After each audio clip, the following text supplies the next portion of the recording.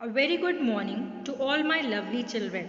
This is Anuradha Tripathi before you, and I am going to explain you chapter 16th of your textbook, that is light.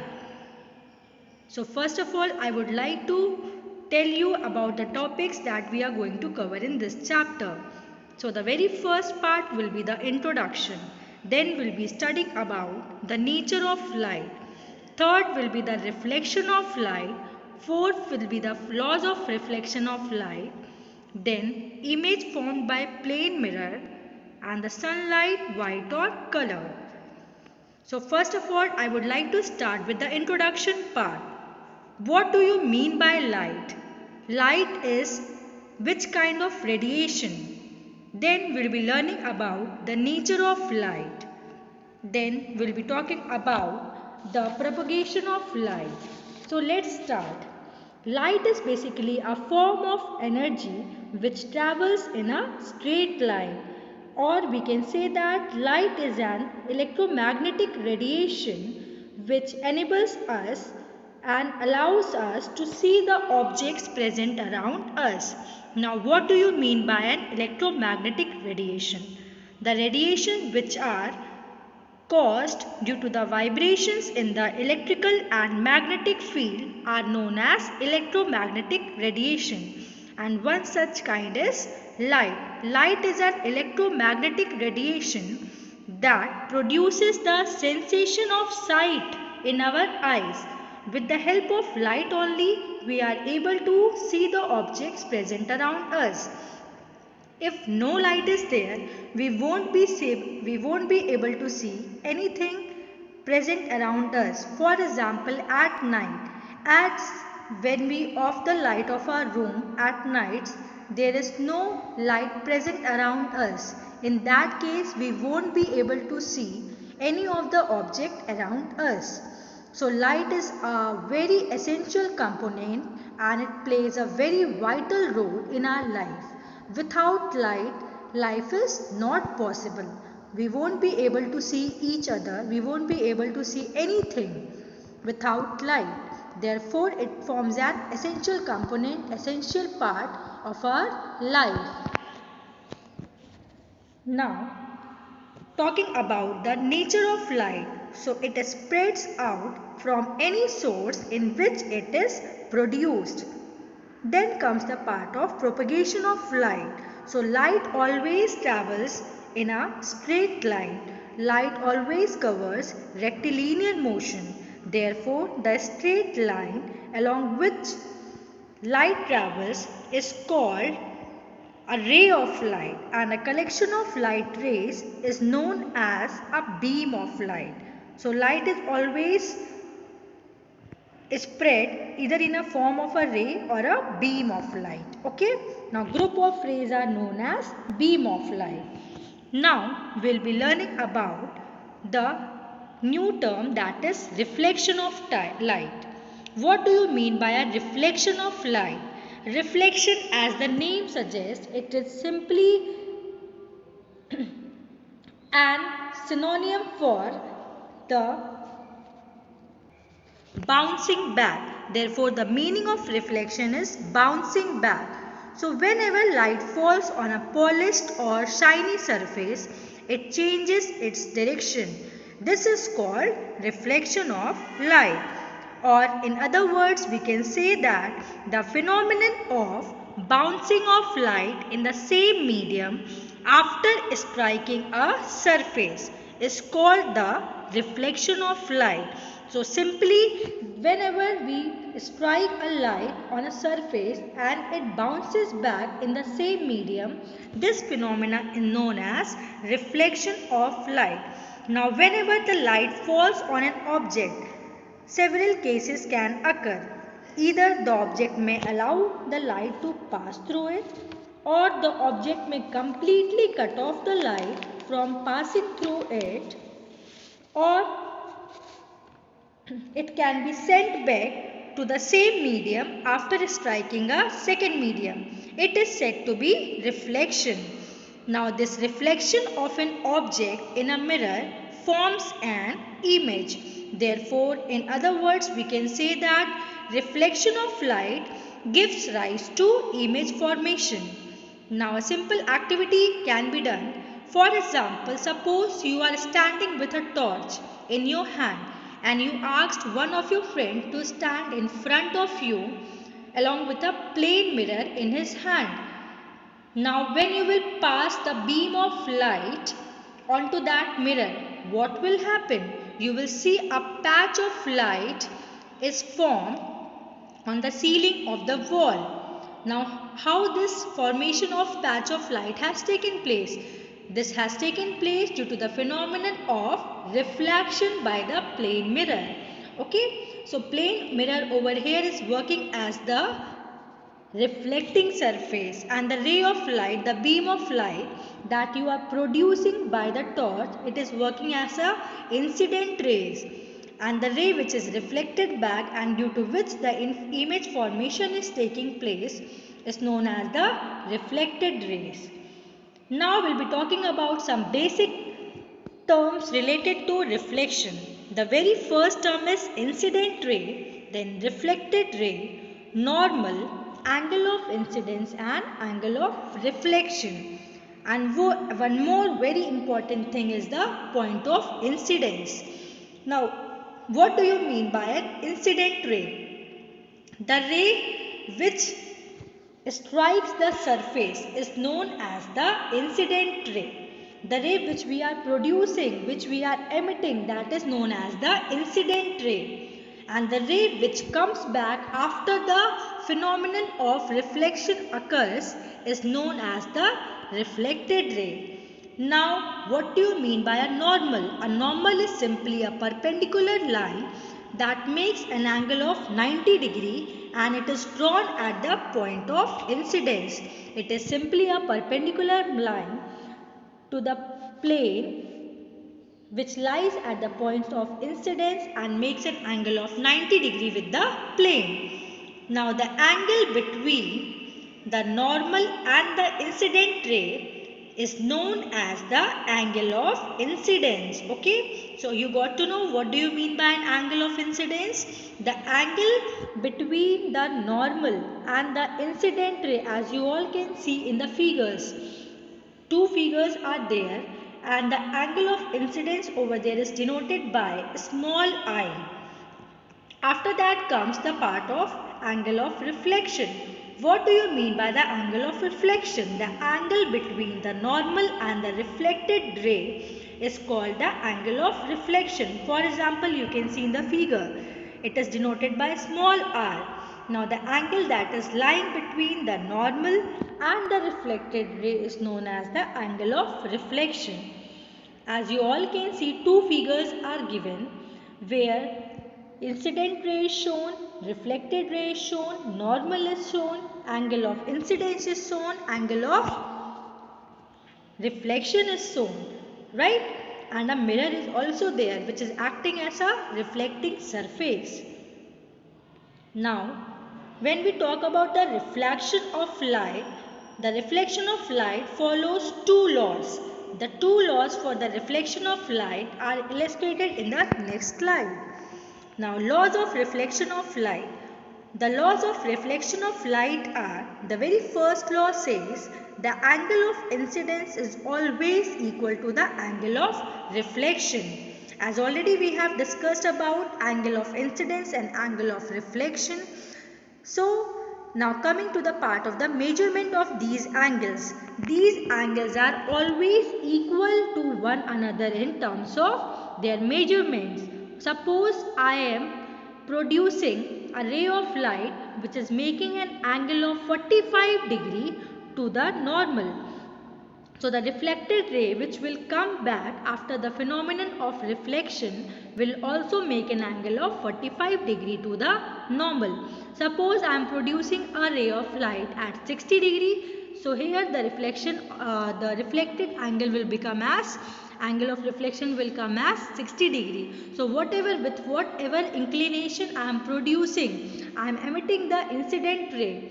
With that inclination only the reflected rays is going to come back with respect to normal. Okay, the angle is always made with respect to normal. As you all can see in the figure, the angle of incidence is denoted by small I and the angle of reflection is denoted by small r.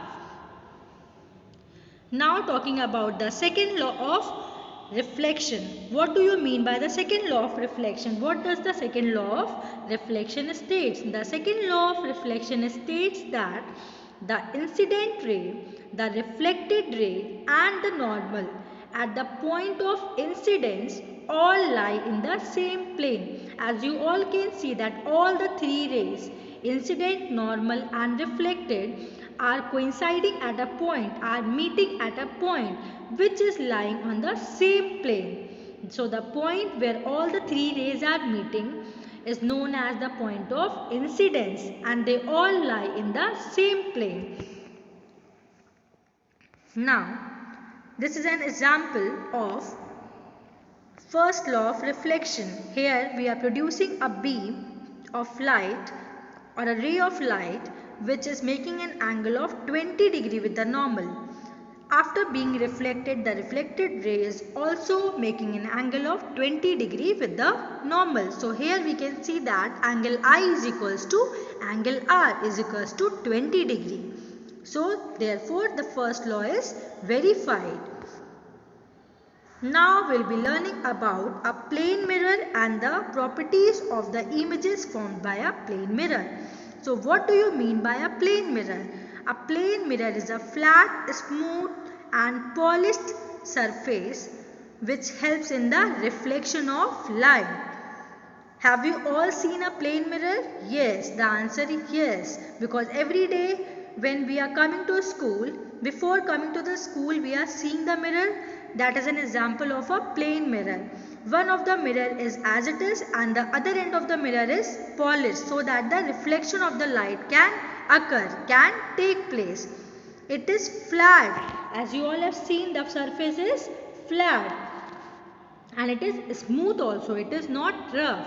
It is smooth so that image formation can take place. Now talking about the properties of the images formed by a plane mirror.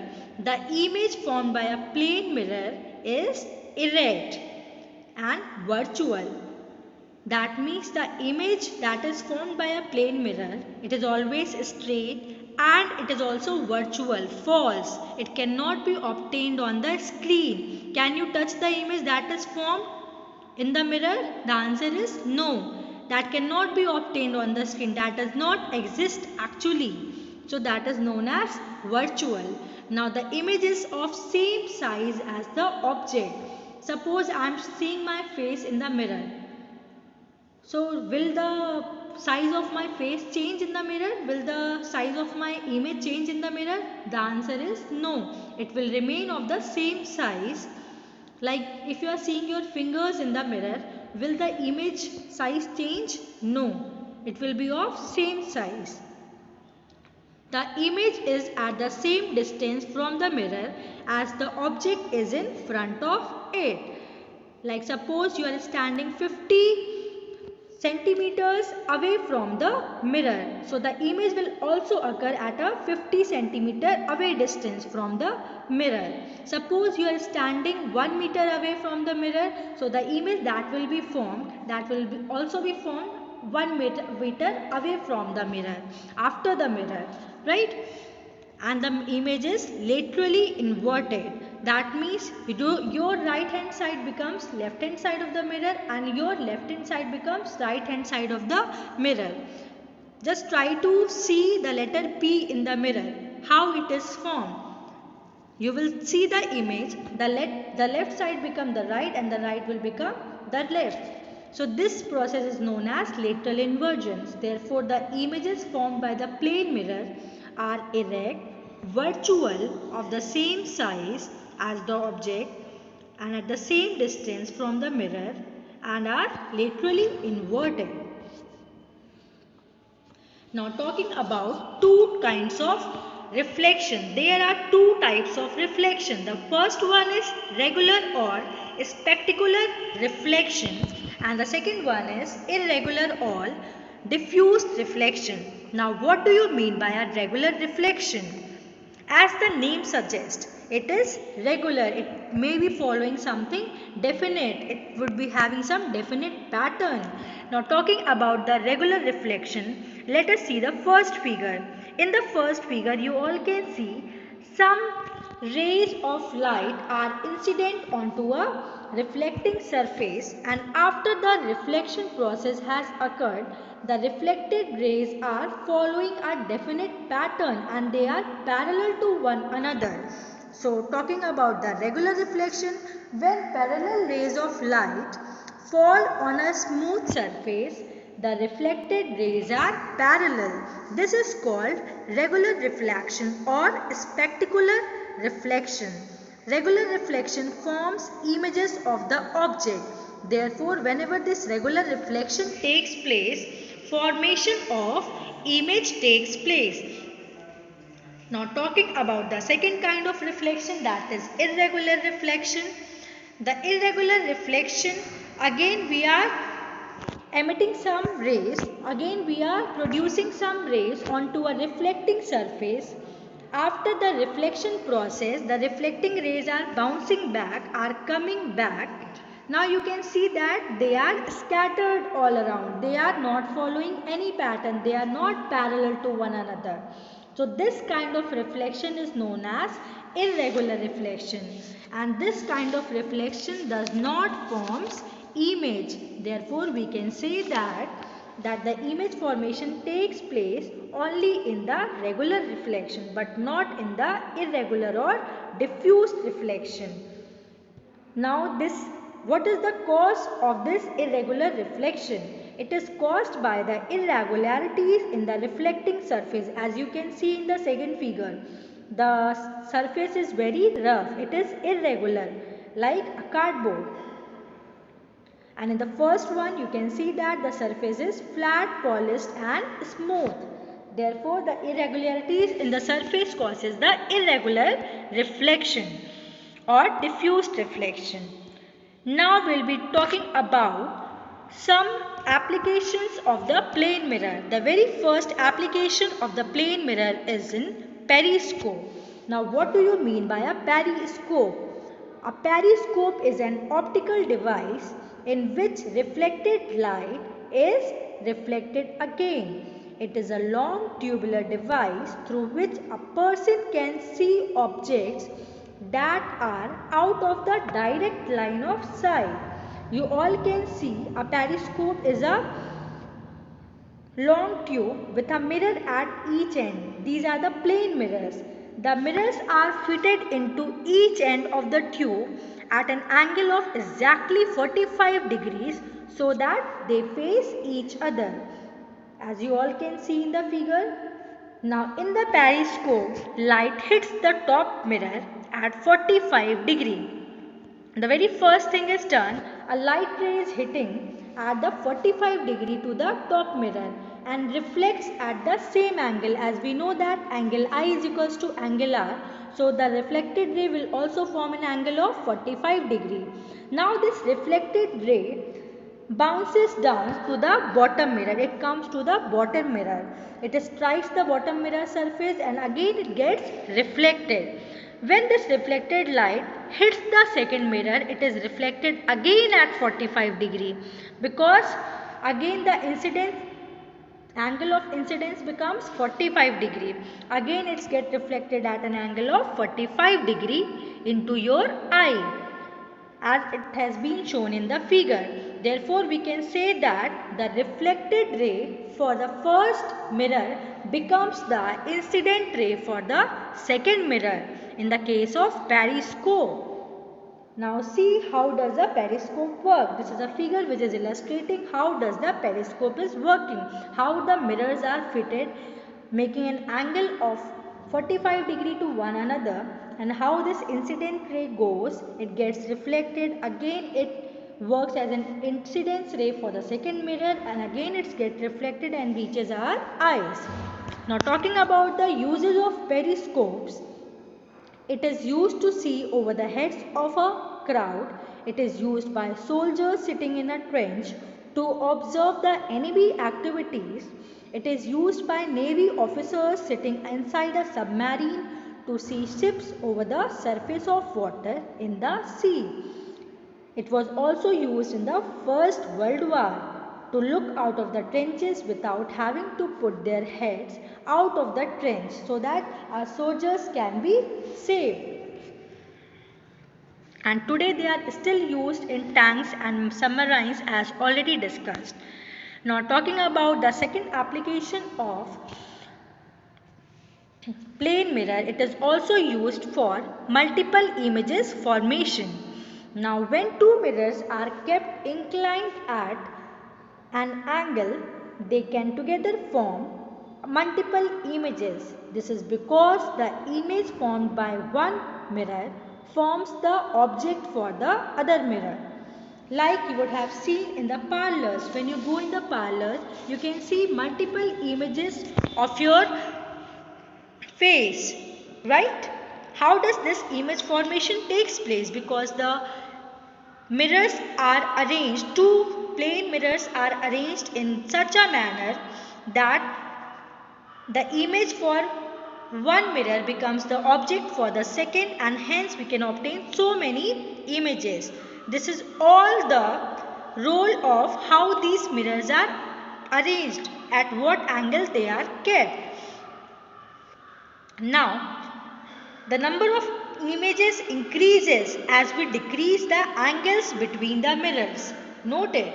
Whenever the angles between the mirrors decreases, the number of images formed will increase, and hence we get infinite number of images when two mirrors are parallel to one another. When two mirrors are at an angle of 0 degree to one another, we can get multiple images. We can get infinite number of images. That is, when the angle between two mirrors, two plane mirrors is 0 degree, we get infinite images. Make it a point. This phenomenon is called as multiple reflection. Now we have a general formula also to calculate the number of images formed if the inclination between the two mirrors is given. That is, the angle formed between two plane mirrors is given. We can find out the number of images formed. The formula is n is equals to 360 degree upon theta minus 1, where theta is the angle between the two mirrors and n is the number of images formed. Suppose if the value is coming in fraction, you can simply round it to the nearest tens and hence find the number of images formed. For example, you can see a table is given in the slide where the inclinations are given and the number of images are given as per the formula. N is equals to 360 degree upon theta minus 1, where theta is representing the inclination between the mirrors and n is representing the number of images. You can simply put the value of theta and can find the number of images. When the two mirrors are at angle of 45 degree, number of images will be 7. 60 degree, number of images will be 5.